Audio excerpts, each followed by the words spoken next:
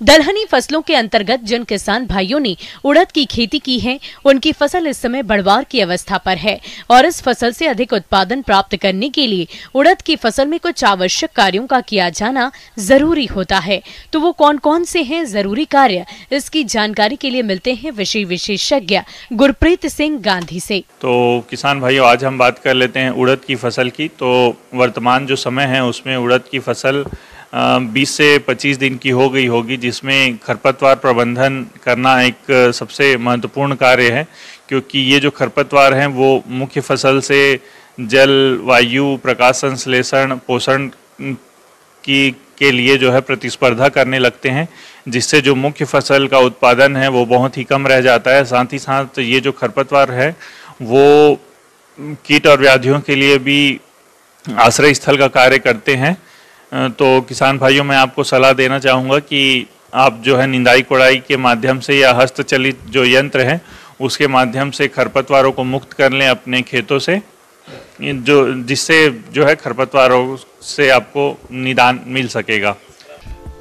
किसान भाइयों, खरीफ मौसम में उड़द की फसल से अच्छा उत्पादन प्राप्त करने के लिए फसल की उचित बढ़वार का होना बहुत जरूरी होता है। इसी बात को ध्यान में रखते हुए आप जल निकास की व्यवस्था कर जरूरत होने पर सिंचाई करें। अब हम बात कर लेते हैं इस फसल में जल प्रबंधन की। तो वर्तमान जो मौसम है वो वर्षा ऋतु का है, तो अभी जिन क्षेत्रों में अच्छी वर्षा हो गई होगी वहाँ पर तो सिंचाई की आवश्यकता नहीं है, लेकिन जिन क्षेत्रों में अभी वर्षा नहीं हुई है वहाँ पर आप 10 से 12 दिन के अंतराल में हल्की सिंचाई करते रहें, ताकि पौधों की जो है वृद्धि अच्छी तरह होती रहे। और जहाँ बारिश अधिक हो गई हो वहाँ पर आप जल निकासी के लिए चैनल बना लें, क्योंकि ये जो फसल है वो जल भराव के प्रति सेंसिटिव होती है, जिससे फसल को नुकसान हो सकता है। इसके बाद हम बात कर लेते हैं पोषण प्रबंधन की। तो किसान भाइयों, जहाँ पर शुरुआती स्टेज का जो है खाद आप दे चुके होंगे नाइट्रोजन, फास्फोरस, पोटास के रूप में, तो अभी भी जहाँ पर फसल थोड़ी सी कमज़ोर दिख रही होगी वहाँ पर आप घुलनशील जो है 19-19-19 1 किलो प्रति एकड़ की दर से आप इसका भी 200 लीटर पानी में घोल बनाकर आप इसका भी छिड़काव कर सकते हैं। और अगर फसल अच्छी है तो इसको डालने की आवश्यकता नहीं है, लेकिन जहाँ कमज़ोर दिखाई दे रही है वहाँ पर इसका उपयोग जो है कर सकते हैं। किसान भाइयों, उड़द की फसल को कीट और रोग अधिक नुकसान पहुंचाते हैं, जिसकी वजह से फसल के उत्पादन में कमी आ जाती है और किसानों को आर्थिक नुकसान का सामना करना पड़ता है। इसीलिए आप इनकी पहचान कर समय रहते नियंत्रण जरूर करें। किसान भाइयों, अब हम बात कर लेते हैं फसल सुरक्षा की। तो उड़द की फसल में लगने वाले जो प्रमुख कीट हैं उसमें एक सबसे महत्वपूर्ण कीट है बिहार हेयर कैटरपिलर और तंबाकू की इल्ली। ये जो 2 कीट हैं वो सबसे ज़्यादा जो है नुकसान पहुंचाते हैं फसलों को, पत्तियों को जाली जैसा बना देते हैं और पौधे के लगभग सभी भागों को नुकसान पहुंचाते हैं। तो इसके नियंत्रण के लिए आप प्रारंभिक अवस्था में नीम तेल 5 ml प्रति लीटर पानी में घोल बनाकर आप इसका छिड़काव कर सकते हैं और टी आकार की खूंटी लगा सकते हैं आप प्रति एकड़ 20 से 25। फेरोमोन ट्रैप का आप उपयोग कर सकते हैं। प्रकाश प्रपंच का उपयोग कर सकते हैं रात्रिकालीन कीटों के लिए। और अगर कीटों की संख्या आर्थिक क्षति स्तर से ऊपर चली गई है तो क्लोरोपेरिफास का 2 ml प्रति लीटर पानी में घोल बनाकर आप इसका भी छिड़काव जो है इसके नियंत्रण के लिए कर सकते हैं। इसके साथ ही एक और दवा है इमामेक्टिन बेंजोएट, आप इसका भी उपयोग कर सकते हैं 0.5 ग्राम प्रति लीटर की दर से। आप इसका भी 200 लीटर पानी में घोल बनाकर आप इसका भी छिड़काव कर सकते हैं। इसमें अगर हम बात करें मुख्य रूप से लगने वाले रोगों की, तो इसमें येलो मोज़ेक वायरस, जिसका मुख्य लक्षण होता है कि ये पौधों की जितनी भी पत्तियां हैं, सिराएं जो है उसको पूरा पीला कर देता है और फल नहीं बनने देता और प्रकाश संश्लेषण की क्रिया को रोक देता है। और ये प्रारंभिक अवस्था में 1 या 2 दिखते हैं आपको खेत में, लेकिन कुछ दिनों में पूरे खेत में फैल जाते हैं, जिससे 100% तक फसल का नुकसान हो सकता है। तो इसके नियंत्रण के लिए आप जो सबसे पहले तो है प्रारंभिक अवस्था में इसको उखाड़ कर पौधों को, जो संक्रमित पौधे हैं, आप उसको उखाड़ कर बाहर खेतों में 1 मीटर गड्ढा खोदकर आप उसमें दबा दें या जला दें। और इसका जो प्रसार करने वाली सफ़ेद मक्खी है, अब उसके नियंत्रण के लिए थायोमेथाक्साम 0.5 ml प्रति लीटर पानी की दर से घोल बनाकर आप इसका भी छिड़काव कर सकते हैं, जिससे निश्चित रूप से आपको इसमें नियंत्रण मिलेगा। तो किसान भाइयों, ये थी मेरे द्वारा बताई गई छोटी छोटी जानकारियाँ, जिसको आप ध्यान में रखकर उड़द की फसल का अधिक से अधिक उत्पादन ले सकेंगे। धन्यवाद। अन्नदाता हेल्पलाइन निःशुल्क फोन संपर्क सेवा के माध्यम से आपके द्वारा पूछे गए प्रश्नों में से 1 या 2 महत्वपूर्ण प्रश्न को हम अपने कार्यक्रम में शामिल करते हैं।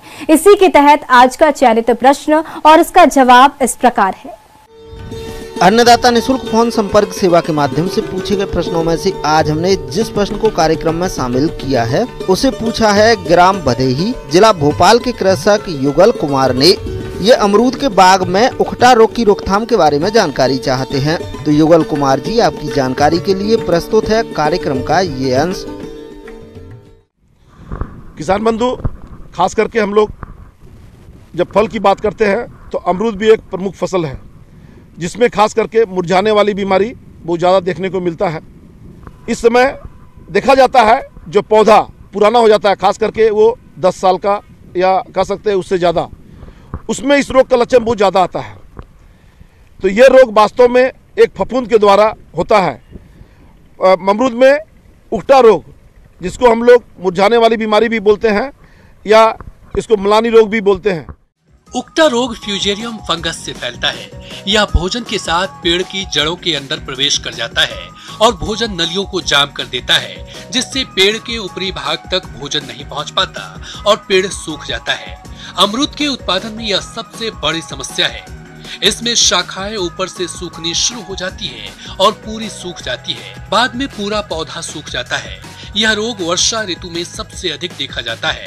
उक्टा रोग उन क्षेत्रों में भी अधिक होता है जहां जल भराव की समस्या लंबे समय तक बनी रहती है। तो उक्टा रोग का लक्षण अमरूद में खास करके उसके जो टिप पोर्शन होते हैं या कह सकते हैं कि जो पौधा का सबसे ऊपर का पोर्शन या ब्रांच के सबसे साइड वाला उसका ऊपर का पोर्शन, उसमें सबसे पहले दिखाई पड़ता है। होता है क्या, इस रोग के कारण से उसका टिप, कोई भी पौधा का जो सबसे टिप होता है टॉप वाला, वहाँ से वो सूखना शुरू होता है और वो जड़ की ओर धीरे धीरे बढ़ने लगता है। ऐसा देखा जाता है। कभी कभी तो पूरा पौधा एक साथ ही मुरझा जाता है और कभी कभी ऐसा भी देखने को मिलता है जब उसमें कोई एक शाखा निकली रहती है, उसी में सबसे पहले लक्षण दिखाई पड़ते हैं, फिर धीरे धीरे दूसरी शाखा में उसके लक्षण दिखाई पड़ते हैं, फिर बाद में चल करके पूरे पौधे पर लक्षण आते हैं। तो कभी कभी लक्षण पूरे पौधे पे एक साथ आते हैं, कभी कभी लक्षण उसके अमरूद के एक शाखा पे दिखाई पड़ता है, कभी कभी 2 शाखा पे भी दिखाई पड़ता है, जो आगे चल करके पूरे पौधे को मुरझा देता है। पौधों में रोग लगने पर इसका कोई निदान नहीं है, लेकिन ट्राइकोडर्मा विरिडी को गोबर की खाद के साथ मिलाकर खेतों और पेड़ों की जड़ों में प्रयोग करने से इसका प्रकोप कम किया जा सकता है। आमतौर पर ट्राइकोडर्मा विरिडी की 5 किलोग्राम मात्रा को 40 से 50 किलोग्राम गोबर की खाद या वर्मी कंपोस्ट के साथ मिलाकर उसमें हल्का पानी सींचकर प्लास्टिक की बोरी से 10 से 15 घंटे तक ढक देते हैं और उसके बाद थैलों और पौधों की जड़ों के पास इस मिश्रण को डालते हैं। तो इसके बारे में यही बोलना चाहेंगे, यदि रोग के लक्षण दिखाई पड़े तो निश्चित रूप से आप जान लीजिए कि आपको कुछ उपचार करना पड़ेगा तुरंत। तो जहां तक पौधा मुरझाया हुआ है उससे 2-3 उंगली ज़्यादा हट करके सीधे टहनी को काट दे। चाहे ऊपर का पोर्शन हो तो ऊपर का पोर्शन काट दे, या नीचे का पोर्शन ब्रांच वाला है तो ब्रांच वाला पोर्शन काट दे, और काट करके वहाँ पर कॉपर ऑक्सीक्लोराइड या कह सकते हैं ब्लाइटोस 50 का घोल बना करके सीधे वहाँ पर उसको लेप चढ़ा दे। ब्लाइटोस 50 को जनरली हम लोग यही बोलते हैं कि 3 ग्राम दवा प्रति लीटर पानी में घोल बनाइए, उसी घोल को आप सीधे उसका कटा हुआ पोर्शन को पुताई कर दीजिए। या चौबतिया पेस्ट, जिसको कि आप कॉपर सल्फेट, लाइम और पानी तीनों को मिला करके हम लोग बनाते हैं। चौबतिया पेस्ट को भी लगाकर जो कटा हुआ पोर्शन है उसको हम लोग लगा सकते हैं। जो कह सकते हैं जो मरा हुआ पोर्शन जिसमें रोग का लक्षण दिखाई पड़ा था, उसको सावधानी पूर्वक से बढ़िया से उठा करके कलेक्ट करना चाहिए और एक कोना में ले जा करके उसको हम लोग जला देते हैं या मिट्टी में उसको गाड़ देना चाहिए, क्योंकि वही वास्तव में देखा जाता है रोग का वाहक बनता है। इस रोग से बचाव के लिए अमरूद की उक्टा रोग रोधी किस्मों का चयन करें। यह रोग मिट्टी जनित है, इसलिए पौधा रोपाई के पूर्व मिट्टी को फॉर्मेलिन दवा से निर्जीवीकृत करना चाहिए। अमरूद के बागों में अधिक समय तक पानी का जमाव नहीं होने दें। बरसात के मौसम में पौधों के तनों के पास मिट्टी अवश्य चढ़ा दें। साथ ही मिट्टी जांच के आधार पर संतुलित मात्रा में उर्वरकों का प्रयोग करें।